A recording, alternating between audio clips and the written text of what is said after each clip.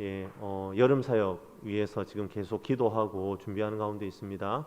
우리 준비하시는 교사분들 지치지 않도록, 그리고 우리 많은 아이들이 이번 여름 사역 통해서 우리 많이 와서 더 하나님을 만나고 누리는 귀한 시간이 될 수 있도록 기도해 주시기를 바랍니다. 오늘도 주님의 은혜를 사모해 나오신 우리 성도님들 주님의 이름으로 사랑하고 축복합니다. 우리 한번 양옆에 한번 인사 한번 하실까요? 오늘도 잘 오셨습니다. 한번 인사하시겠습니다. 오늘도 잘 오셨습니다. 우리 앞뒤로도 한번 인사하겠습니다. 은혜 많이 받으시기 바랍니다. 감사합니다. 바울은 바나바와 함께 1차 선교여행 당시에 지금의 터키 남쪽인 갈라디아 지역을 방문했어요. 그리고 여러 교회를 세우죠. 그렇게 교회를 세우고 그 지역을 떠난 지 얼마 되지 않아서 갈라디아 지역의 교회에 문제가 생기게 됩니다. 유대인 열광주의자들이 와서 복음과 구원에 대해 다른 가르침을 제시하기 시작하지요. 다름 아닌 믿음과 함께 할례를 구원의 조건으로 가르치는 겁니다. 바울은 거짓 교사들의 가르침으로 흔들리는 교회들에게 편지하죠. 사도행전에 의하면 수신자인 갈라디아 지역의 교회 구성원들 대부분이 비유대인이었습니다. 그들은 성경과 복음에 대한 지식이 부족했죠. 더군다나 바울 사도가 갈라디아에 머물며 가르친 시간도 매우 짧았을 것입니다. 그러하기에 유대인이면서 기독교인 된 유대 열광주의자들이 갈라디아 성도들에게 와서 믿음과 함께 할례를 받아야 한다라고 가르칠 때에 이에 혹할 수밖에 없었을 겁니다. 갈라디아 성도들은 유대인들 중에서 기독교인 된 사람들의 신앙이 더 깊을 것이라고 생각하면서 아무런 거리낌 없이 다른 복음을 전하는 유대 열광주의자들의 가르침에 빠져 들어간 거죠. 이런 긴급한 상황이기 때문에 바울은 급하게 갈라디아서를 썼습니다. 지난주에도 말씀을 드렸지만 이 바울이 쓴 서신 중에 갈라디아서는 인사말 부분이 매우 짧습니다. 갈라디아서의 서론은 1절부터 5절로 그가 쓴 서신 중에 가장 짧지요. 지금 갈라디아 교회의 상황이 너무나 급박하게 돌아가기 때문입니다. 그러나 5개의 절로 된 갈라디아서의 인사말이 바울이 쓴 서신의 인사말 중에 가장 길이가 짧음에도 불구하고 그가 쓴 어떤 서신 중에 가장 강력하게 복음을 논증하고 있습니다. 오늘 우리가 읽진 않았지만 1절을 보시면요, 우리는 예수님을 죽은 자 가운데서 살리신 하나님이다 라는 부분을 주의 깊게 보아야 합니다. 여기에서 십자가에 죽으신 예수님을 일으킨 분은 누구를 가리킵니까? 그렇죠, 바로 하나님 아버지를 가리키죠. 그리고 4절을 보시면 악한 세대에서 우리를 건지시는 분이라는 분이 나오는데 이분은 누구를 가리킬까요? 그렇습니다. 예수님을 가리킵니다. 우리는 여기에서 무엇을 할 수 있습니까? 악한 세대에서 우리를 건지실 예수님을 살리신 분이 바로 하나님 아버지다라는 사실입니다. 그리고 그 하나님의 메시지입니다. 사랑하는 성도 여러분, 구원 사역에 대해 우리가 가장 먼저 생각해야 하는 출발점이 무엇이라는 말입니까? 바로 구원 사역이 결코 사람 두 단어가 의미하는 바가 무엇인지를 해서 얻는 게 아니죠. 내가 돈 벌어서 사면 그거 선물 아닙니다. 바울이 은혜라는 표현을 통해 그가 말하는 구원이 결코 사람의 노력이나 공로와는 상관없이 주어지는 하나님의 값없는 선물이다라는 점을 분명히 하고 있죠. 구원의 원천이 오직 하나님으로부터 말미암는다는 사실을 이 한 단어가 함축하고 있습니다. 우리는 기억해야 합니다. 우리의 구원에 우리는 어떠한 기여도 한 것이 없다는 겁니다. 다만 하나님이 허락하신 선물로 구원을 얻는 것입니다. 사랑하는 성도 여러분, 세상과 교회가 다른 점이 무엇이라고 생각을 하셔요? 세상은요, 철저하게 조건과 자격이 필요해요. 그러니까 무언가 특별한 재능이 있든지 아니면 가지고 있는 것이 많아야만 더 많은 돈을 벌고 더 높은 지위와 명예를 얻는다라고 생각하는 겁니다. 그것이 세상의 원리입니다. 조건과 자격으로 돌아가는 것이 세상입니다. 그런데 그런 세상 속에서 예수님께서는 은혜를 말씀하십니다. 은혜는 선물이라고 앞서 말씀드렸죠. 선물은 조건이 없이 받는 것입니다. 사람의 능력, 재능 같은 질적 차이나 조건이 구원의 문제에는 적용될 수 없다는 겁니다. 그래서 은혜라는 말은 반드시 값없이라는 말과 한 짝을 이루는 겁니다. 우리가 은혜로 구원받는다는 것은 바로 값없이 받는다라는 의미가 된다는 거죠. 다음으로 두 번째 단어인 평강을 한번 생각해 볼까요? 평강이라는 단어는 우리에게 무엇을 가르쳐 줍니까? 평강은 우리에게 유익이 될 것이라고 생각하는 모든 것들이 충족된 상태를 말합니다. 바울은 우리가 구원받은 상태에서 우리가 누리게 되는 것이 무엇이냐라는 질문에 평강이라고 답합니다. 모든 것이 만족스럽고 풍족하고 모자람이 없는 상태가 바로 구원이라는 거예요. 다시 세상 이야기를 한번 더 해볼까요?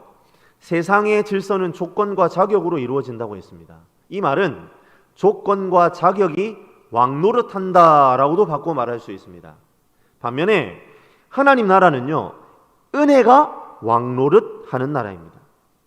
그러기에 하나님 나라의 축소판인 교회는, 그리고 가장 작은 교회인 우리 성도 한 사람 한 사람은 이제 더 이상 조건과 자격의 지배를 받지 않고 은혜의 지배를 받는 사람이다라는 의미가 되는 거죠.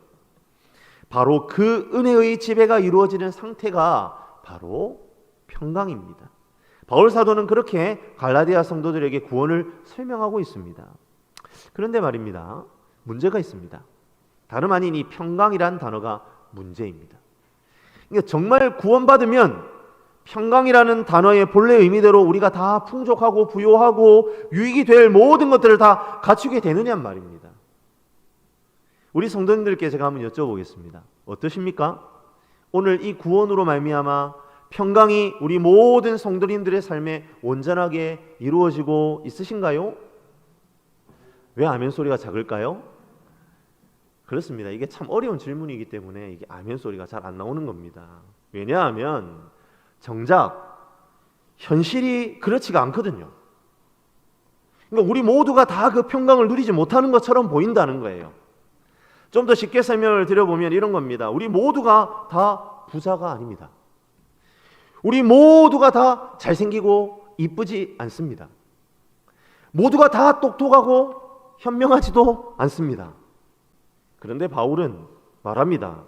하나님께서 예수 그리스도 안에서 평강을 주신다고 말이죠. 그렇다면 지금 바울이 억지를 부리고 있는 걸까요? 사랑하는 성도 여러분, 결론적으로 말씀드리자면 결코 바울 사도가 억지를 부리는 것은 아니라는 겁니다. 우리는 다른 각도로 오늘 말씀을 보아야 한다는 거죠. 어떻게 말입니까? 우리는 우리가 생각하는 평강과 성경이 말하고 있는 평강이 서로 다르다는 점을 인식할 수 있어야 합니다. 우리는 우리의 눈에 보이는 것, 그리고 이 세상을 살아가면서 누리는 것들과 평강을 동일시합니다. 하지만 결코 그렇지 않다는 겁니다. 우리에게 돈, 명예와 같은 어떤 주어진 결과물이 주어졌다고 해서 그것 자체가 하나님이 말씀하시는 평강이 될 수 없다는 겁니다. 성경에서 말하는 평강은 이미 나에게 주어진 결과물에 대한 태도의 문제라는 거죠. 만약 우리가 하나님께서 새 생명을 선물로 주셨다는 사실을 깨닫지 못한 채 이 세상의 모든 부요함과 명예와 기타 등등 그런 것들을 누리면 우리가 어떻게 될까요? 그것이 우리를 행복하게 만들기보다 오히려 망치게 될 뿐이다라는 사실을 가르쳐 준다는 겁니다.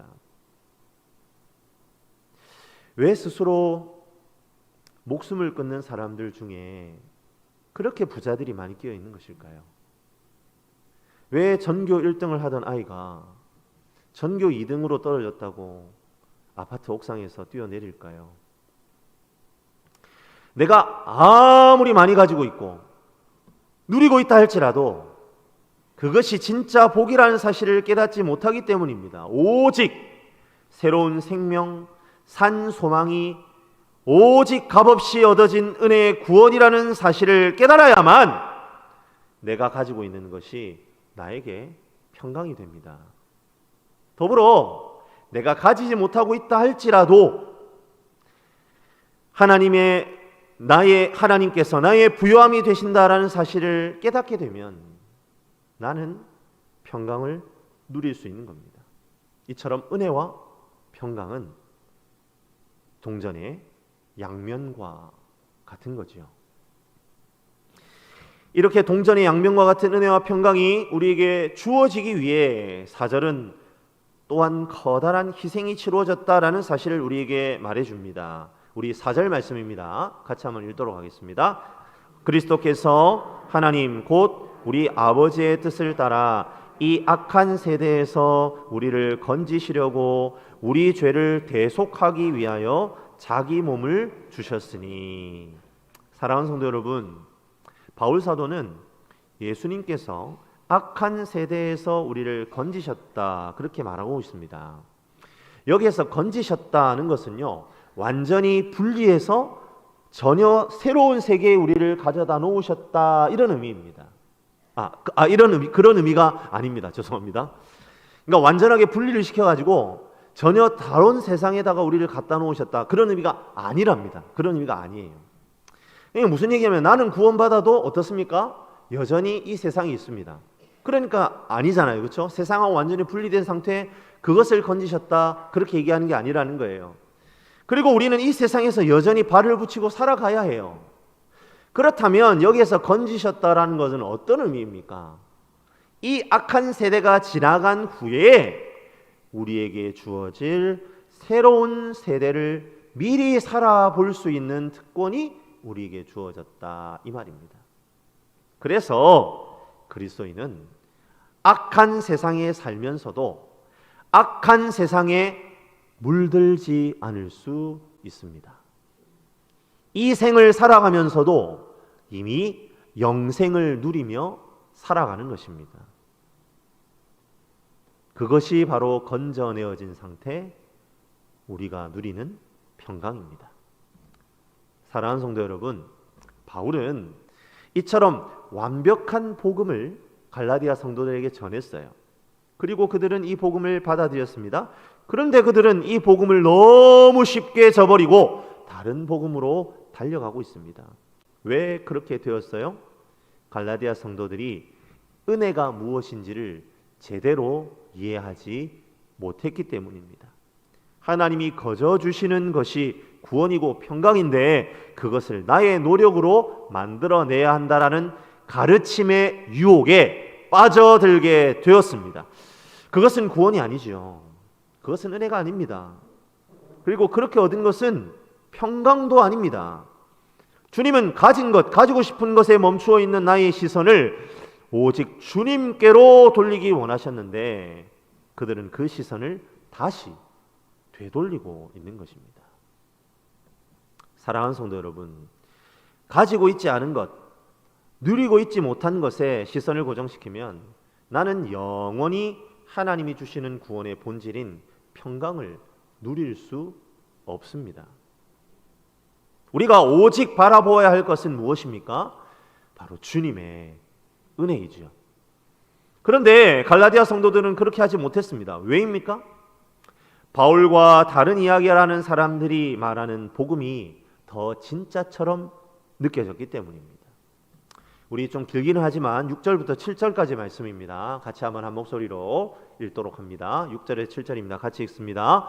그리스도의 은혜로 너희를 부르신 이를 이같이 속히 떠나 다른 복음을 따르는 것을 내가 이상하게 여기노라.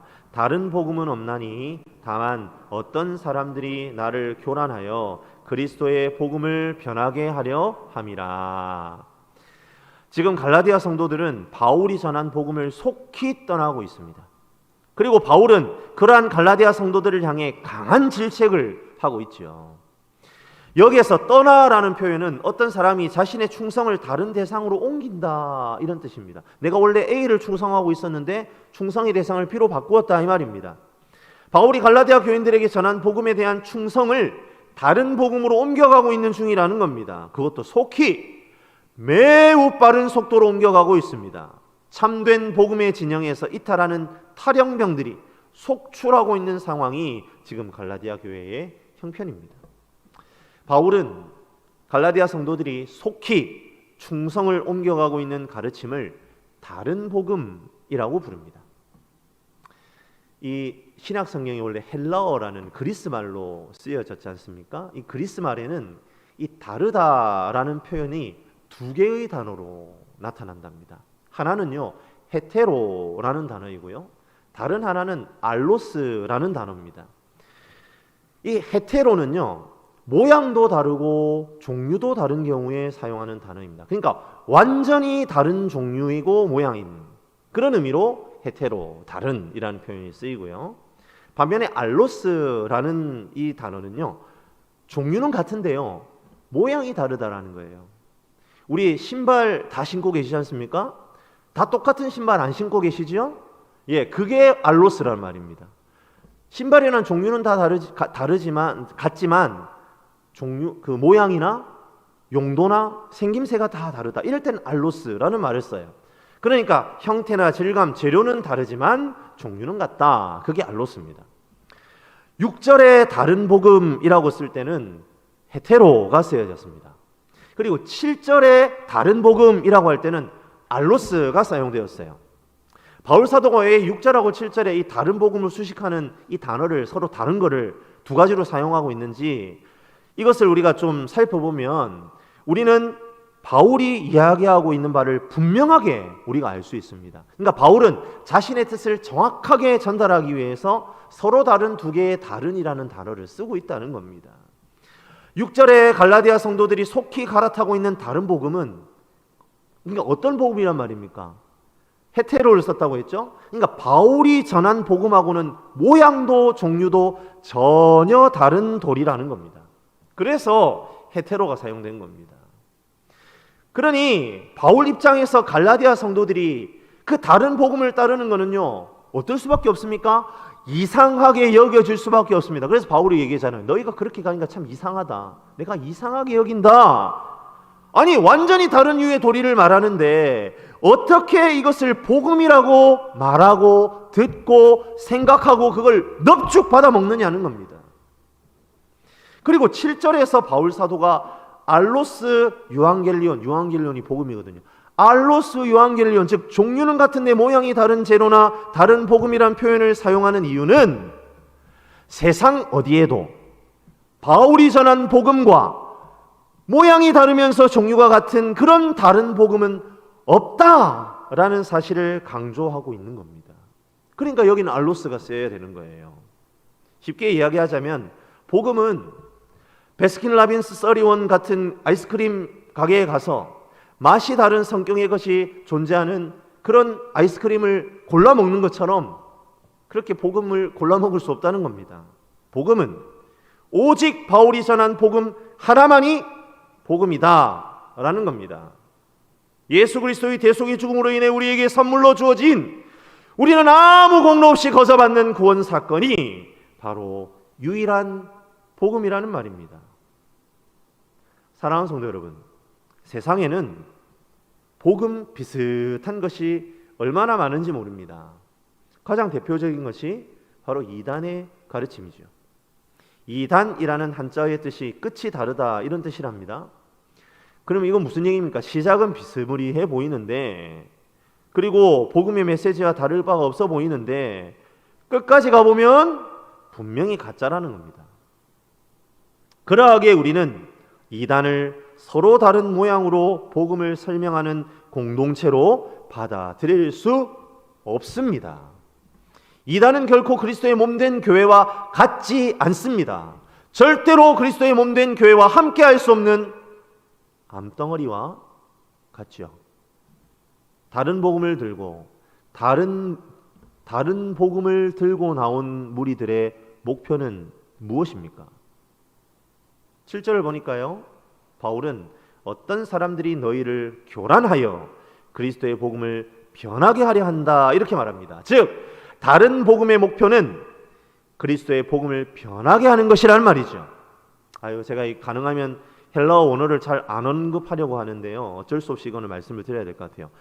변하게 한다라는 것에 해당하는 헬라어 단어가요, 메타스트레포라는 단어예요.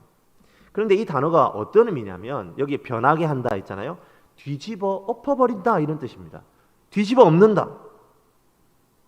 그러니까 지금 다른 복음을 전하는 무리들이 가지고 있는 목표는 단순히 복음의 스크래치, 흠집을 내는 정도가 아니라 완전히 뒤집어 엎어버려서 바울이 전한 복음이 도리어 가짜다! 라고 만드는 것이, 믿게 만드는 것이 그들의 목표랍니다. 그런 의도를 바울은 잘 알고 있기 때문에 갈라디아 성도들을 향하여 지금 호통을 치고 있는 거죠.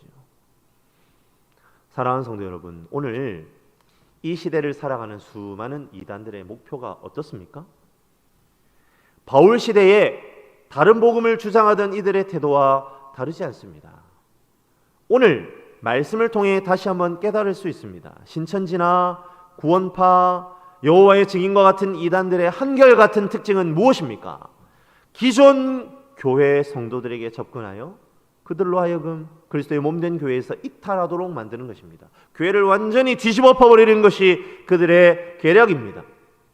성도들의 마음을 교란시킵니다. 교회 목사들이 진짜 진리는 감추어 놓은 채 겉으로 드러난 허상만 붙들고 설교하고 있다고 미혹합니다. 진짜 진리는 자신들이 추종하는 교주의 가르침이라고 주장합니다. 예수님께서는 모든 구원의 역사를 다 이루셨고 분명히 우리에게 그것을 못 박아 말씀하셨는데, 이단의 추종자들은 예수님이 실패하였다고 말합니다.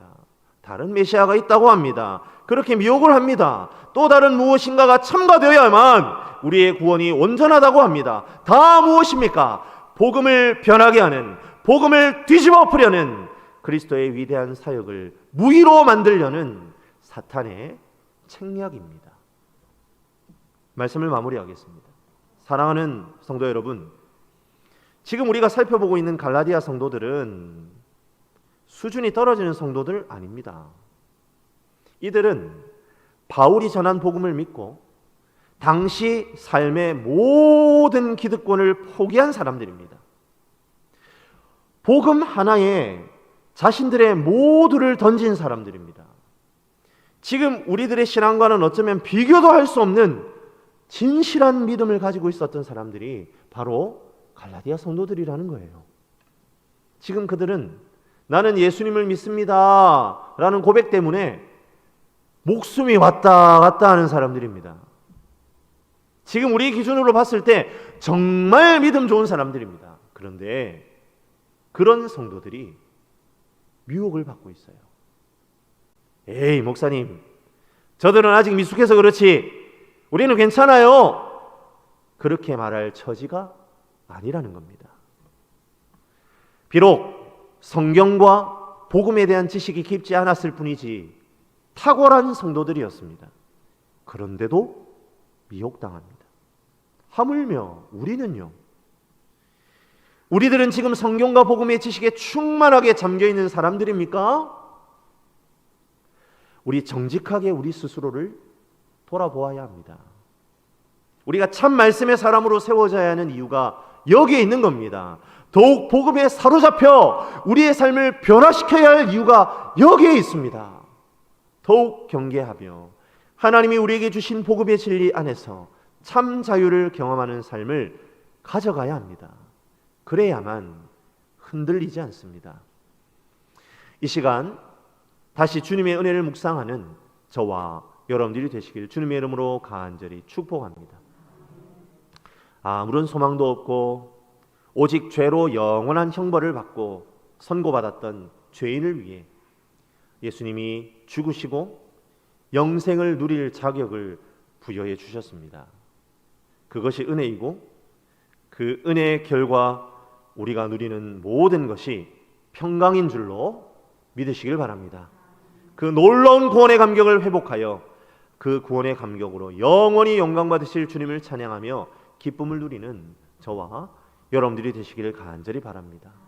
더불어 오직 하나님의 은혜를 통해 그리스도를 믿음으로 의롭다 하심을 얻는 그 놀라운 구원, 무엇과도 바꿀 수 없는 복음에 자신을 깊이 헌신하여 나아가는 저와 여러분들이 되시기를 주님의 이름으로 간절히 축복합니다. 날마다 자신을 경책하고 하나님의 말씀으로 무장해야 합니다. 오늘 갈라디아서를 받아들이고 있는 갈라디아 사람들의 때보다 지금의 때가 더 악한 때입니다. 준비해야 합니다. 하나님의 말씀으로 나의 삶을 더 견고히 하나님 앞에 세워 나아가야 할 줄로 믿습니다. 그리함으로 진정으로 하나님께서 복음을 통해 우리에게 주시는 참된 자유를 누리며 그 평강으로 기뻐하며 만족하는 저와 여러분들이 되시길 주님의 이름으로 간절히 축원합니다.